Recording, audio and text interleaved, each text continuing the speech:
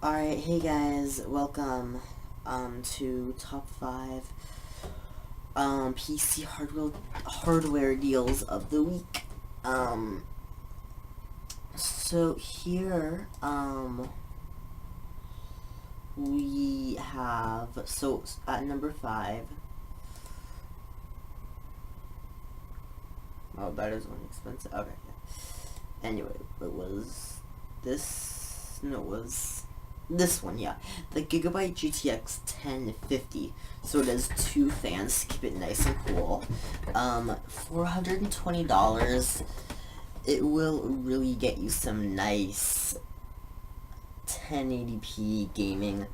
Definitely not at ultra, but if you bump the settings down to medium to low, the 2 gigabytes of VRAM does definitely affect it, but then bump down the settings to 900p and then you'll definitely be fine. So I know, like, with mining and like graphics cards, like, they're out of stock everywhere. This one is definitely the cheapest way to get into gaming without spending a whole lot of money.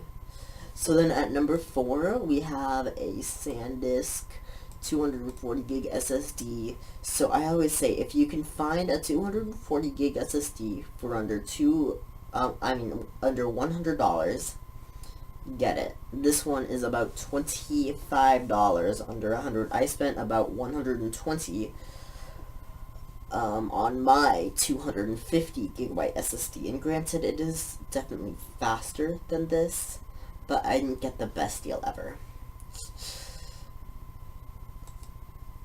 And then at number 3, we have an RX 580. Now this is definitely performance similar to the GTX 1070, and this is so much cheaper, so definitely get this one. The 1070 will definitely get a little bit better performance, but it's not worth spending the extra, like, it's like, what, 480? It's not worth spending that. So get this, it even comes with Quake Champions, so yeah.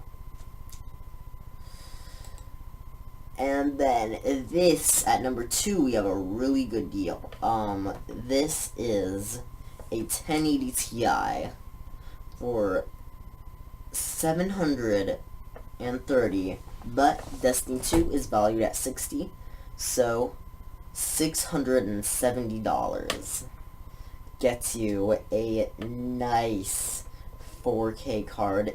And yes, it cannot max out all games at 4K and get 60 FPS, but definitely some games it can, and all games it can play at medium to high at 4K.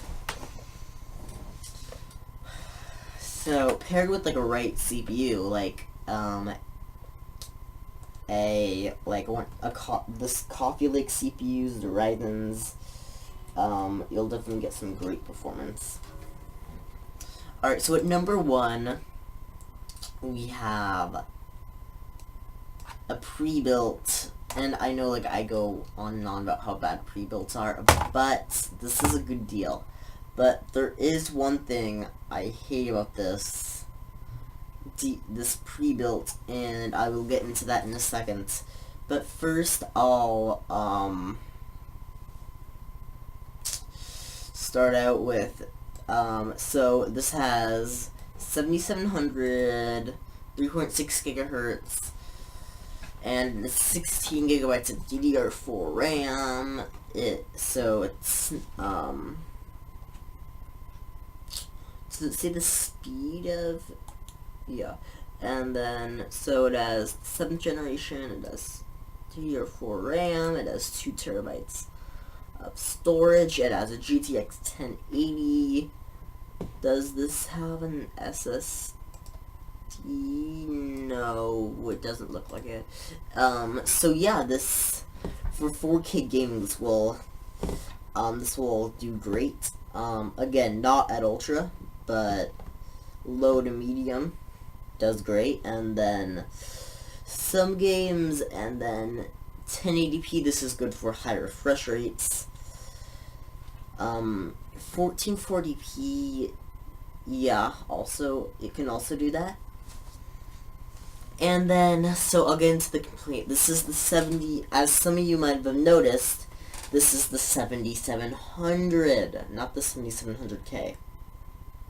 Which means you can't overclock it, which means you're stuck at 3.6 gigahertz, 4 cores, and 8 threads. Yeah. So that means some games like Wolfenstein 2, the new Colossus, and GTA 5 will not play the best. So, yeah. If you have it like at 4K, and then you're playing like at low to medium, it will do fine, because like that doesn't like put a ton of pressure on the CPU. But like if you have it like on ultra, that would definitely put a ton of pressure on the CPU. But if you're playing games like Battlefield 1, PlayerUnknown's Battlegrounds, those games will do great with the CPU, because those games are more GPU than CPU intensive. And then 16 gigabytes of RAM, that's enough to play all games, and even do some video editing and live streaming. And then 2 terabyte hard drive is enough to store games. Yeah. Anyway, hopefully I'll see you in my live stream on Twitch. I'll be doing that soon, and I will see you all later.